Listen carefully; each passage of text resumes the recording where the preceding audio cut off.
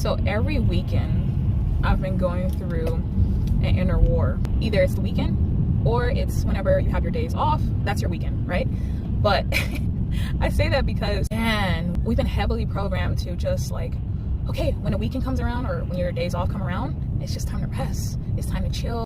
And we've been so heavily programmed with that I have to like fight that every week. Let me explain. So you go into your weekend or your days off, but you still have shit to do. You have to do stuff to reset for the next week. You have extra projects that you need to do. You have responsibilities that you need to take care of. You have chores that need to get done, right? And maybe you're a person that you are taking extra responsibility to teach yourself, new things, teach yourself skills and new things outside of work, right? Maybe you're working to be successful at something, and a lot of your time to work on that project or thing that you're doing is going to come to where you freed up the time to actually work on that thing is going to come on a weekend or on those off days where you can have the most amount of time, because during the week your time has been dedicated to work. But when you have the programming of running unconsciously of like, oh, it's time to rest and all this stuff, like, please don't get me wrong when I say this. If your body really needs rest, if you really need rest and you really feel in your body, get the fucking rest, okay? Like, get the rest. I'm not saying don't get rest if you need it.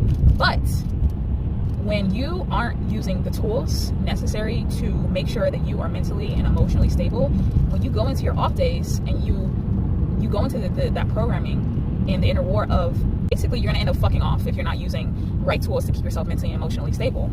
So instead of you facing the challenges and the obstacles and the responsibilities that you have to take care of on those off days or on the weekend, instead of doing that and facing that, you decide to basically fuck off and watch a marathon of a TV show, or okay, let me just go have fun, and you end up okay, yeah, have fun, but it's just like, why can't you find fun in the responsibilities that you have to do?